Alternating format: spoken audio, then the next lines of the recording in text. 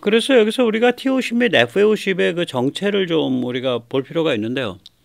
예를 들어서 호크 같으면은 뭐냐면, 고등훈련기가 먼저 나오고 거기서 전투기가 파생되는 형태예요. 저는 여기서 가설을 좀 내놓습니다. 이건 누가 좀 워낙 옛날 얘기라, 이건 이 사정 아시는 분은 이미 연세가 한 80쯤 되셨을 거예요. 70이나.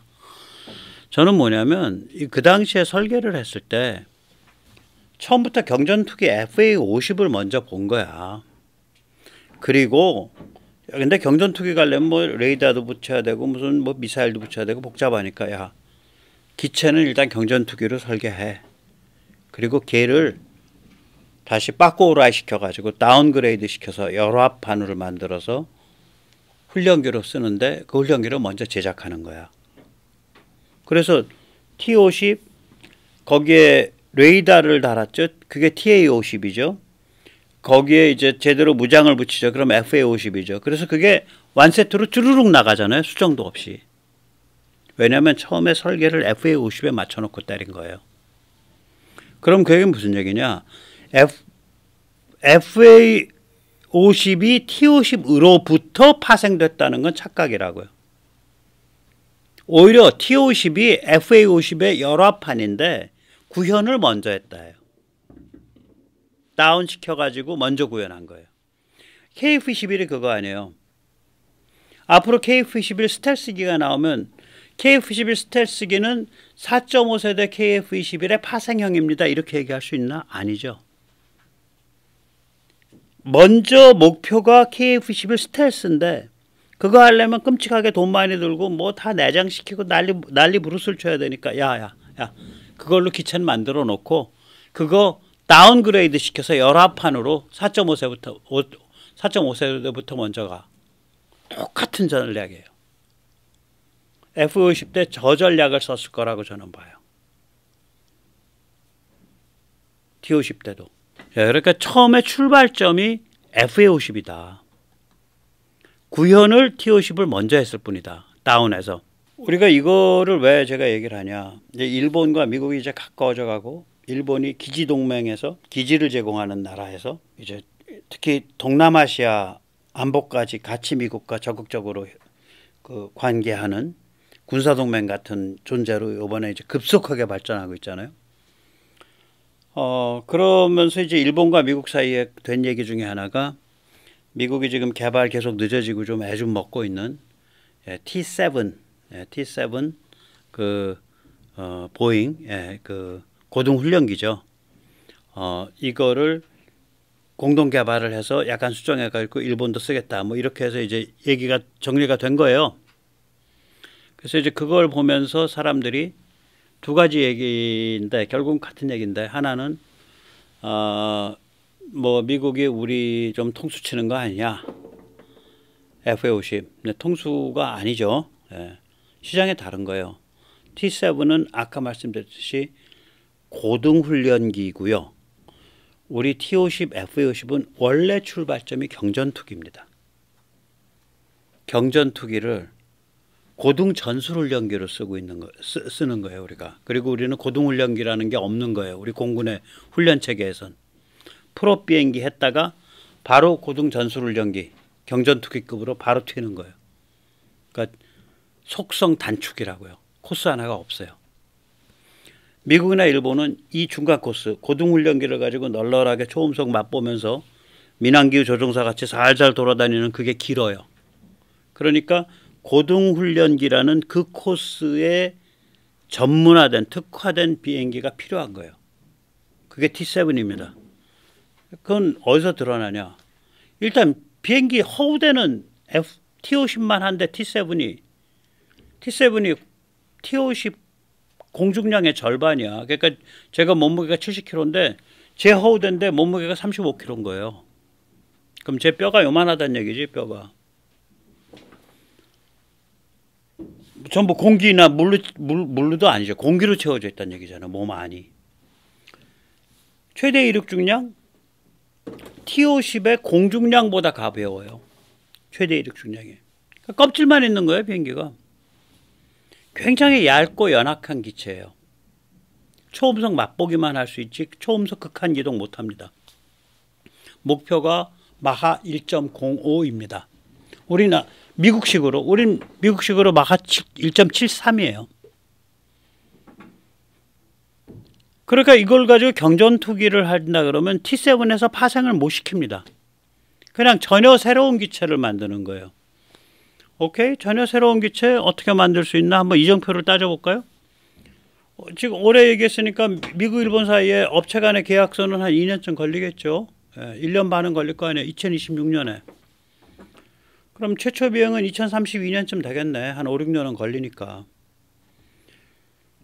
최초 비행한 다음에 한 5년은 계속해서 뭐 여러 가지 테스트 해봐야죠. 우리 KF-21 그래도 뭐 2022년에 최초 비행했는데 그렇게 서둘렀는데 2026년에야 최소 소량 생산, 우리는 뭐 그 양산인데 20대면 최소 소량 생산 2037년에 들어가요. 그러면 웬만큼 그 다음에 이것저것 무장 통합하면 2040년이야. 자, 2040년에 2024년 FA50이에요. 이게 게임이 됩니까 이게? 일본이 그 정도로 멍청할 것 같지 않다고 저는 생각해요.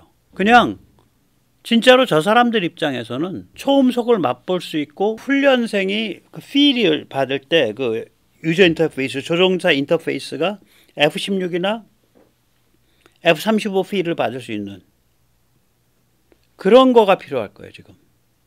그래서 근데 그걸 약간 일본향으로 좀 바꾸고 싶다.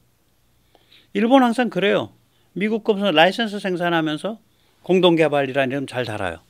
아마 그 정도일 거다. 그래서 고등 전술훈련기로 들어가게 되면 일본이나 미국이나 똑같은 문제를 다시 가지고 있는 거예요. 지금처럼 F-16 미국에선, 일본에선 지금처럼 F-2 이걸 계속 고등 전술훈련기로 쓸 거냐.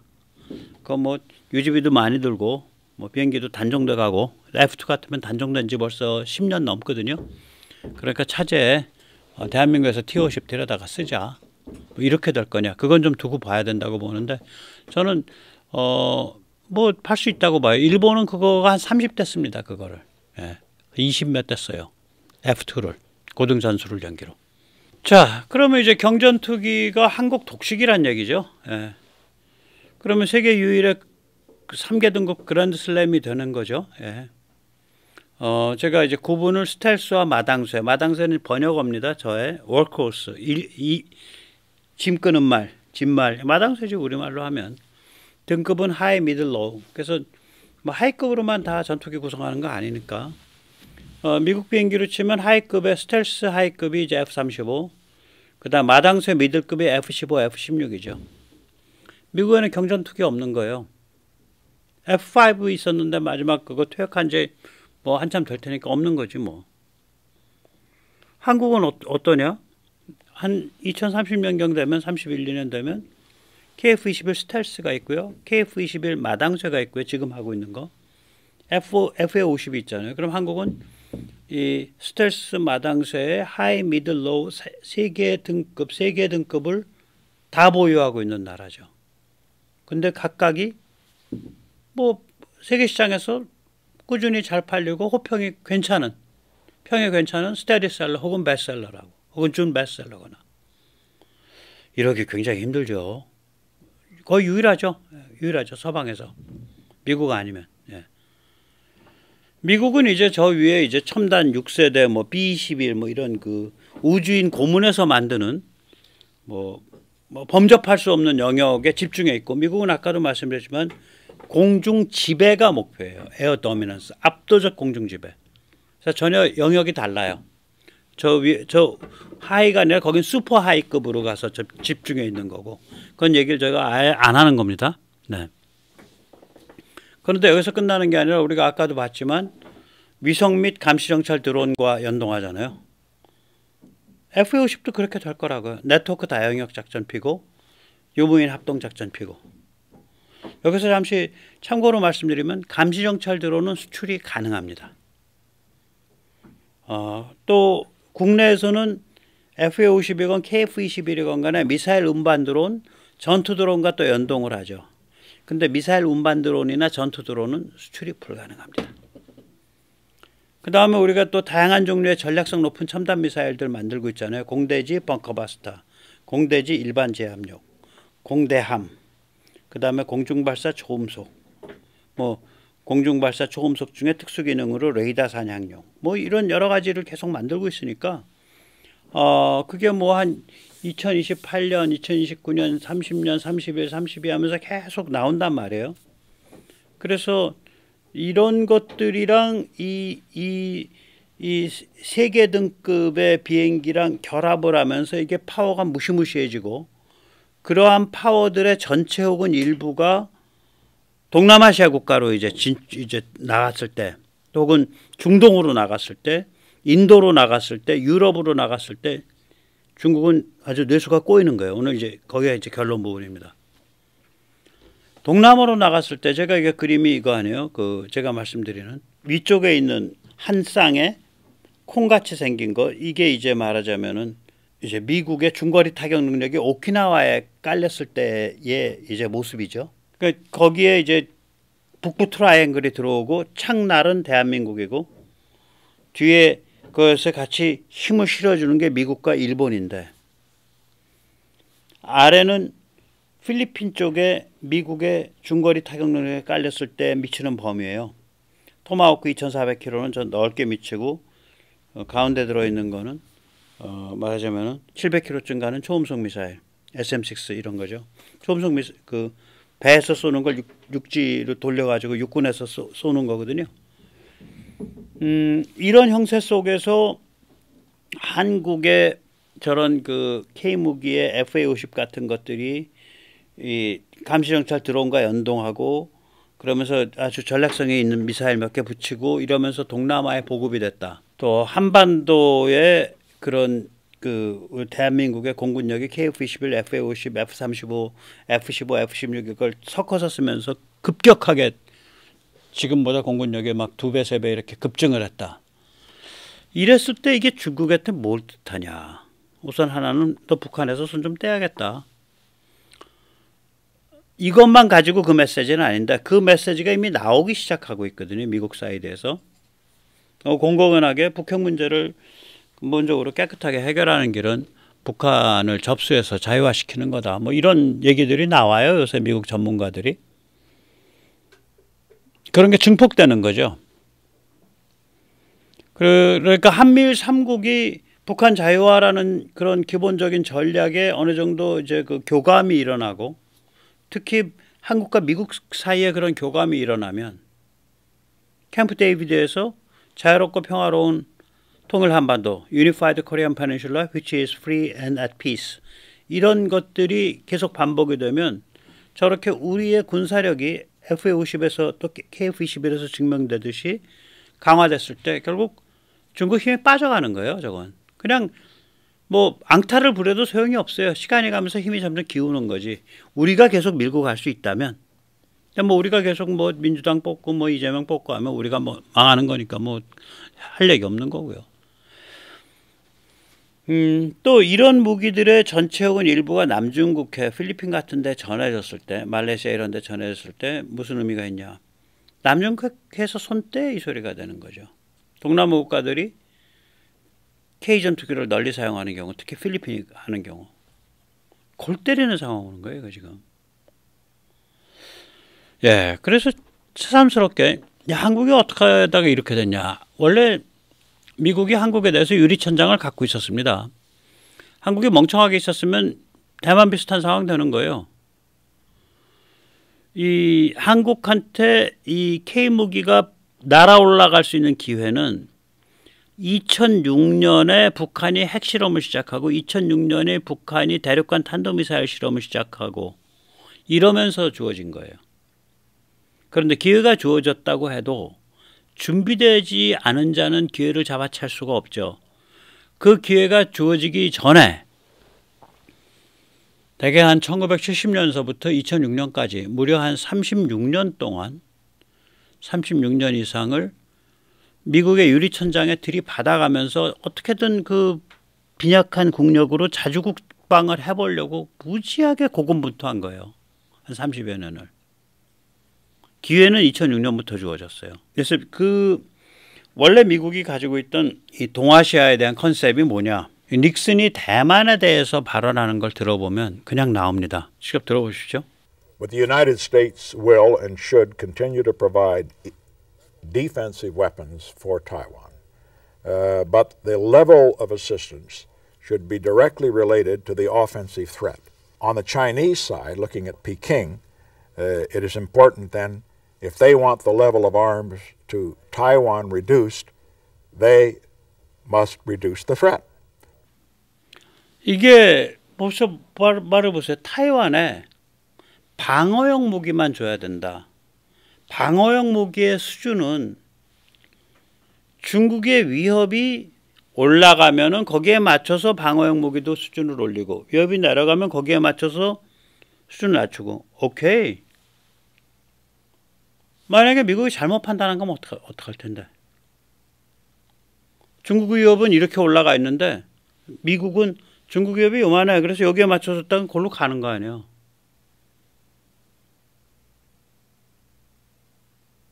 그 얘기에 대한 얘기는 없잖아. 그러니까 미국의 관점에서 야, 그거 대만, 한국, 얘들 굉장히 호전적이야. 얘들 여기서 대형 사고 치면 우리는 그냥 거기서 세계대전 끌려 들어가는 거야. 야, 걔들 무기 너무 살벌한 거 주지 마. 이렇게 판단하는 건 자연스러운 일이에요. 그런데 똑같이 그것과 마찬가지로 자연스러운 일은 뭐냐. 미국이 그런 유리천장을 정하더라도 그걸 들이받으면서 자기 힘으로 그걸 뚫어보려고 하는 것도 자연스러운 거예요. 둘 다 맞는 거라고요. 하나는 미국의 관점이고 하나는 한국의 관점이야. 대만의 문제점은 뭐냐. 이걸 뚫어보려고 시도를 안 하고 퍽 꺾어버린 거예요. 그냥 미국 아저씨들이 해주겠지 하고. 그 다음번에 이제 닉슨 얘기 들으면 더 기가 찹니다. 네. There's another point that should be made, and that is this is something that our friends in Taiwan and the friends of Taiwan in the United States have often overlooked, that the most indispensable factor in guaranteeing the security of Taiwan is a good relationship between the United States and Peking. If we have that relationship, that may restrain them. If Peking... 네. 뭐 한반도에 대해서도 저렇게 생각했을 수 있죠. 충분히. 우리가 중국과 관계를 좋게 가져가면 한반도의 안보가 좋아져. 아, 그러니까 한국 사람들 걱정하지 마. 아, 그리고 너무 그 살벌한 무기 가질라 그러지 마. 그냥 우리 믿고 그냥 편하게 사셔. 이런 태도였던 거예요. 살벌한 무기에 관한 면. 근데 우리는 1970년부터 우리 국력이 닿는 것만큼 유리천장에 가서 계속 머리를 박은 거지. 이거 걷어치우라고. 그랬다가 유리천장이 북이 핵실험을 하고 북이 대륙간 탄도미사일 실험하니까 유리천장이 슬금슬금 빠지기 시작한 거예요. 그 빠진 첫 번째 시그널이 뭐냐? F-35A입니다. F-35A예요. 첫 번째 시그널이 제가 보기에는. 그러니까 우리가 그러니까 김정일이 아니었으면 우리가 F-35A를 그렇게 빨리 못 구해요. 저는 그렇게 생각합니다. 그 얘기는 나중에 한번 다시 드릴게요. 다 김정일, 그 뒤에 중국 공산당, 예, 그 기여죠. 예. 자, 그래서 이철 박사 이 양반 말씀 구수하게 하지. 예. 중국이 가장 싫어하는 국가, 예, 중국 내 여론조사 했더니 한국이 1위래요. 뭐 등극할 만하네. 예, 등극할 만하네. 예, 그렇습니다. 네. 저는 이번에 이제 선거도 그렇고, 예, 좀 한국 사람들이 우리 자신이 이룩한 살벌한 성취에 대한 내포를 잘 모르는 것 같아. 예. 일단 유럽과 일본은요, 한국과 같은 살벌한 무기체계 개발을 생각을 안 합니다. 사실은 생각할 필요도 없어요. 그 사람들은 절실하지가 않아. 따라서 국가 의지도 없어. 예, 일본은 뭐 이런 거 하면은 그냥 표 안 나와요. 이런 거 잘못 추진했다가는. 그러니까 유럽의 방산업체들은 뭐냐?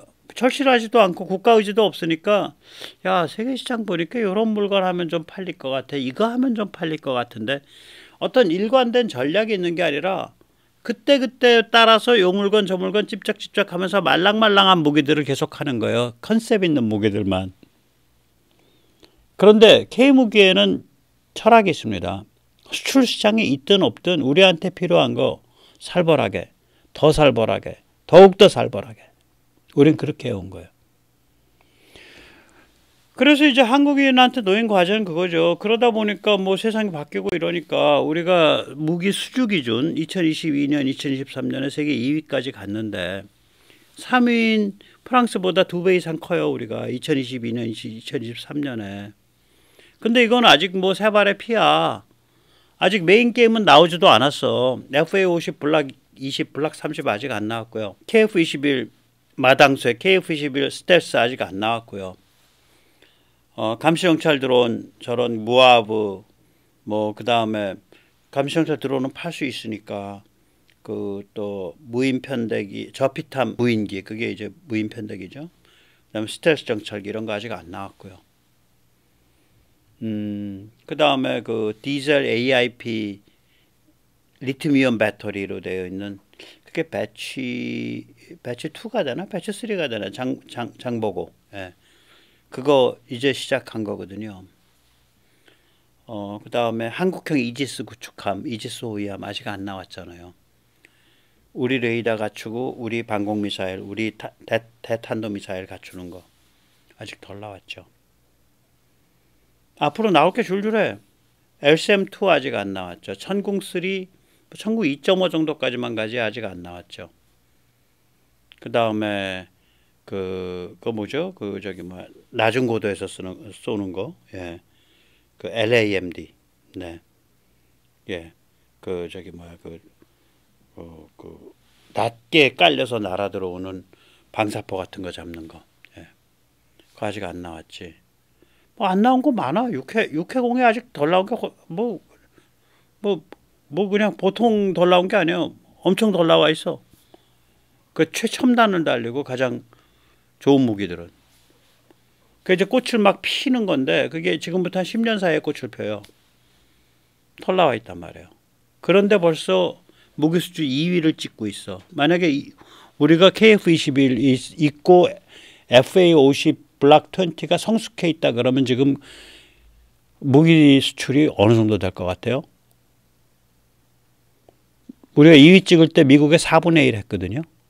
미국 수출의 2분의 1 할 거라고요.